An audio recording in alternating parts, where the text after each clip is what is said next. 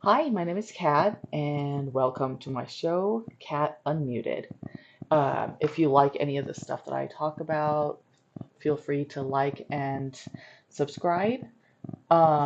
Today, I was kind of thinking about how, we all have different things that uh, we all have like a different level of fear and comfort, right? To certain situations. So, for example, um, flying out to other countries, even if it's not to go and live there, but just traveling, right? There are a lot of people out there that has never crossed a county line or state line, um, let alone the uh, what is that? The line of the nations, right? So crossing the country borders. So um, you know, because I've met a fair share of people who have not crossed those some of those lines, and when I talk about going overseas to live, um, a lot of their reactions are kind of um, like like that's too scary. Um, like there's a lot of uh, not necessarily full on fear, but the fear of the unknown, like what's gonna happen when I go over there, because they don't know what it's like in any other country. So anyway, I was thinking about that the other day, and really, because to me it's not scary. I have moved so many times in my life. My mom's Taiwanese, my dad's American, from Texas specifically, and I have traveled. I was born and raised in Japan, but I traveled from there to Taiwan, back to Japan, to Denver, back to Japan, and did a lot of small flights in between as well, just to see family overseas. And I'm used to that. I'm used to traveling. So I haven't been to any other countries, but more that's more countries than a lot of people have traveled to. Sorry, like playing with my hair right now because I keep seeing one strand go elsewhere. Anyway, um, yeah. So what is that like? Yes, you're used to it, and or I'm used to it, and the person I'm talking to wasn't. And there are other instances as well, but for example, uh, let's say for a diver, right, who is used to going out into the ocean and diving, and um, uh, obviously they're used to it, so not much fear there. But for someone who's never done something like that before, me, I like there is a form of fear there because I've never tried it before, I've never done it before, but because I have a lot more practice in trying new things, it wouldn't be as scary for me. Scary in the sense of I don't know what's gonna happen, but that's actually an excitement for me. I love trying new things. So, what is it like? How do you get to that point where you're not scared, right?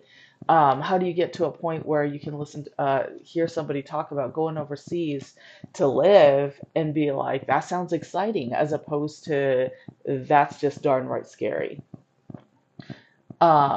So many things here. This might be a two part show. I'm not sure. But what it really comes down to, the very point of this video I want to make is conditioning. Kind of like muscle memory with, like, for those of you who do go to the gym regularly, you know how muscle memory works. You exercise the muscle groups to a point where your muscles start understanding exactly what it's doing, compared to people who have never stepped into the gym or stepped into the gym only a handful of times without consistency. Like, the body doesn't understand what's happening until it happens, which takes months or years, right? Um, it's the same concept. When you don't exercise your abilities to branch out, your brain will question the um, what's going to happen. Like, does it need to be scared? Does it need to be whatever? Like, your brain is just not used to it. So neurologically, your brain is going to tell you that this is not safe, and therefore be scared and stay away. In my case, I'm so used to trying new things that my brain is used to that.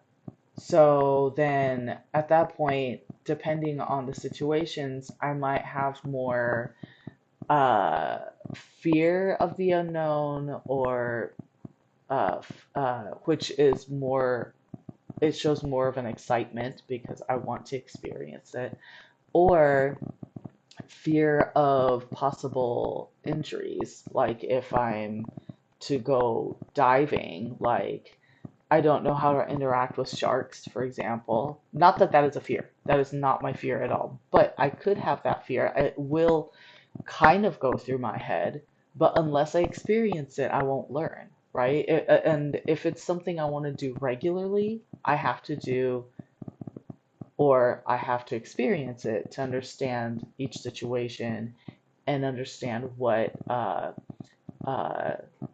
what I need to do to stay safe, right? So, for people who have never crossed any borderlines, it'll be a scary thought to even cross that line at whatever uh, level, whether it's the county line, the state lines, or the lines of the country lines. So, um, what's another example? There's so many things. So, let's say, especially for teenagers, right? They're just starting to experience things, and they uh, they find a boyfriend or a girlfriend for the first time. They experiment their feelings, right, towards this person that they like, and say they get dumped for the first time. The the excitement of having a boyfriend or a girlfriend, obviously significant, but it's exciting because you want it. You know you want it. You know you want to have somebody want you, right? But then you get dumped, and then because they're not used to that, it's the most devastating thing they have ever experienced. So, um, obviously, that's going to be a scary thing for them. Are they going to stay single for the rest of their life? Are they never going to find somebody who will appreciate them and love them and want life with them, right? It's going to be a question. So, but as a teenager, again, those are things that they're experiencing for the first time. But if they keep doing it, then eventually they'll start understanding that there are phases in life that they go through. Unless that becomes a complete um, fear, they'll just stay with that person. That's just another example. There are so many scenarios in that. seem, but it's the same concept. What you condition yourself to um, experience, basically, is where your comfort stays or lands. That's where your comfort level is. It's your conditioning. If you have conditioned yourself to experience all these things, then you'll have a better uh, chemical reactions in the brain to pave the way to more experiences without so much fear. And hopefully, some of that fear will become excitement and all this stuff. So, um, uh, trying to think of other examples. I did watch a thing the other day about how I'm Gen X, right? And Gen X, we are we grew up in a different world compared to most people. And the main reason is technology, right? And I heard on this video, this TikTok video, or did I hear it from my husband? I can't remember anymore. But whatever the case is, we experienced the very first Nintendo game, Mario Brothers, right?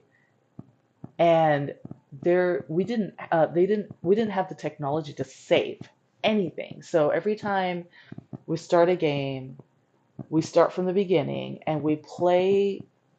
If we have all day, we'll play all day to try to pass the last point that we stopped at, where we turned the game off.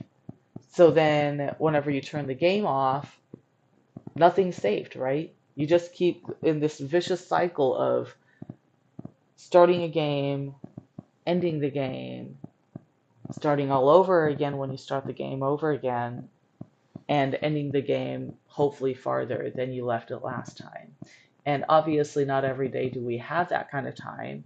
So then sometimes we end the game like not even close to where we left off the previous time we played. So, but in today's world, for years now, we have technology to be able to save games now. So, because we're able to save now, kids today have the instant gratification of starting where they left off, as opposed to how we grew up. We had to get used to starting over again so many times and every single time. And that taught us patience. So, which makes complete sense because in our kids today, like, there are very um, few and far between people who have patience today. And probably with a lot of Gen X as well that have lost patience because of all the technology we have to, like, we don't have to wait. So we're getting it used to it too, but we grew up in a different world. So, we tend to have more patience then. Yeah.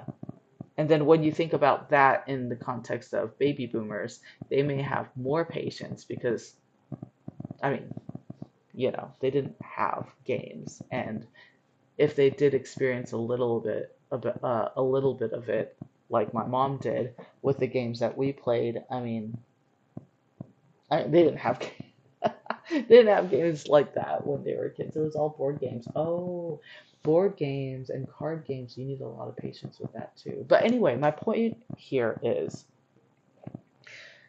everything you do is a conditioning. Like, um, and the more you let yourself experience and just, like, I'm not saying move past the fear because the fear is going to be there, but let yourself experience things and um, I suppose, listen to your fear because it's there to protect you, but don't let it hinder you. Like these fears are there because you've been wronged in whatever context you're in. You've been wronged before, and therefore this fear exists. But if you listen to the fear and learn from it in the sense of, like, let's say, um, uh, with teenagers, you get dumped by a guy or a girl. Let's take me for example. My first one of the guys that I've already had like multiple boyfriends at this point, but my biggest um, oh, that's not true. Like, I keep going back and forth. I'm so sorry. My very first boyfriend, he obviously broke my heart. He dumped me for another girl. And obviously, biggest heartbreak ever. But that didn't stop me from having another boyfriend. But every time I did have a boyfriend, like, I don't know how this happened, but I think there was a part of me that kind of learned. And the moment I knew it didn't feel right, I would leave before they would leave me. So I guess that was a way of me protecting myself. Like, I'll leave before they will. So a lot of my relationships lasted only a month because I would rather leave before they did. I had my next long-term boyfriend didn't happen until my early 20s. We dated for almost 4 years. And um, uh, I decided that I was more important, and what he was doing at the time, I'm not going to get into details, but I didn't feel like we were a team anymore. And I was providing more than he was providing. Not that I minded that, but when you're the only team player um, in the pair, then clearly they don't care enough to make an effort, and I was feeling that, so I left him. But my point is, uh, my very first boyfriend broke my heart, but that didn't stop me from experiencing other types of guys. And I found one I really liked, and I stuck with him for 4 years and realized nothing was going to change. He was great at the beginning, but he just, he was taking me for granted, and I wasn't accepting that. And good for me. Clearly I started understanding what it feels like to be appreciated and not taken for granted, and I followed that. Like, I followed what I was feeling. Um, so I'm proud of myself for that. Now that I think about it, never really got into that kind of detail, um, but I had conditioned myself to understand what it feels like to be appreciated, right? Like, I was starting to understand what the feelings were. And then there are other ways of conditioning uh, uh, your, well, in this case, we're talking about experiences. But as a massage therapist, I really saw a lot of people who had high a high pain tolerance, and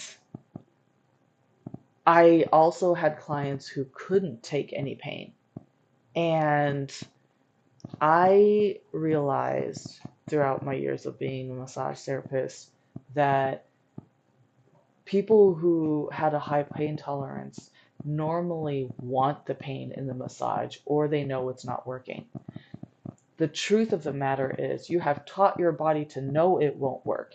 And therefore, unless they are going through a massage that is being, um, that has a certain level of pain induced, your body is not going to believe it's going to work. So then there will be no progress in the massage unless there is pain. So for those who like needed the pain, I had to be in there with my strong thumbs and my elbows, and like I had to do all kinds of stuff to make things happen. But others who weren't conditioned that way, I was able to be a lot lighter with them. So really, um, a lot of the things that we have learned in our lives is very unnecessary, which I didn't know. So, like if I were getting regular massages when I was younger, I think I would have had a much higher pain tolerance because my dad was that way. Like, unless you were digging in there to the point where you're the person doing the massage's thumb is buried in the skin or under the skin through, like almost poking a hole, like it's nothing's gonna happen. Like I was learning that from my dad, um, but I didn't get massages enough for it to become a conditioning. So as a massage therapist, I started understanding that, and then um, so people with, I think the high pain tolerance thing is a whole different episode. I'm going to do that next. For right now, let's stick to experiences. So, you know, I flew all of my life since I was a kid, and multiple times I had to fly alone with my brother. So I was a child, and they, my parents, did hire um, escorts on the planes, so we weren't necessarily alone. But I do remember how scared I was. Like I'm on the plane alone. I didn't know where I was supposed to go. But one, I figured it out, mostly because we had an escort, but there were times where I felt like I had to figure things out. But I, thanks to my dad, I was very observant. My dad, he had conditioned me to remember things when I go somewhere. So one of the things that scared the shit out of my mom was every time he came to get me and my brother from our house. We lived in this little apartment in Tokyo, and he would take me and my brother to his office. And we've already learned how to use trains, so that wasn't an issue. Like, I knew how to read the maps, I knew how to do all these things, because it was an everyday occurrence that we were using trains, practically everyday occurrence. And we would go a little farther away than usual. Um, uh, if you don't know anything about Japan and the train systems, some of the um, train stations are so big, they can, obviously not to that scale since they were talking about trains and not airplanes, but like you can get lost in them as much as you would get lost in LAX, in Los Angeles airport. Like very big stations, right? So many trains are coming through, and you have to understand what line you need to be at, and what uh, not just what line, but what platform and which direction you're going, because they all go in so many different directions. And I have gotten lost on trains before, but what we need to understand is it's every single time it's possible to find yourself back where you need to be at. As opposed, it scared me, of course, because I was a kid, but I knew how to uh, talk in Japanese enough because I went to an American school. So at the time, my Japanese wasn't exactly that great, but I knew enough Japanese to be able to get by and get back to the train station I need to get back to and all that stuff. But back to my point is my dad would take us to his office in a different part of Tokyo. And Tokyo is a big, big prefecture, right? It's a big city. So um so many train rides later we'll be at the train station we need to be at. And once we get to that train station, my dad every single time would be like, okay, we're here. We're gonna start walking to his office, but he is not bringing us back. So we have to remember where we turn and stuff. So basically, finding landmarks and all this stuff, it became a routine thing. Like I always have to find something I'll remember, and because he did that so much, almost every single time I was able to find my way back, get on the right train, find my way home, or to my home station, and then head home. Like I've never had a problem except once. I got so lost once. I made the wrong turn and I had no idea where I made that wrong turn. I had never been to that train station before, which was a normal occurrence. He was always moving his office, and we would be at a train station we've never been at. But I always found my way back, except for this one time. But whatever the case is, he gave me a little bit of money just in case, and I used it to grab a taxi to get to the train station we need to go to. Um, like it took me a while to finally say, okay, we need a fucking taxi, or we're never getting home. And I guess I could have asked people, but it just seemed much easier if we did it that way. So that's what I did. And but so my point, back to my original point, is my dad did this so much with me that I'm not scared of getting lost. And for the most part, I'm pretty confident that if you take me somewhere, I'll be able to make my way back to where I started. All because he had conditioned me to get used to being in a situation like that. So, new experiences, not that scary to me, thanks to my dad and his way of living, and also being the parent that gives tough love, where um, you need to figure things out. Sometimes you're going to be alone in life, and these are the skills you'll need to get through life without being too independent on people, which my husband appreciates. I'm a very independent woman. So, yeah, my conditioning with new experiences and the feeling of being lost and all this stuff is thanks to my dad. I am not afraid of any of it. Yeah.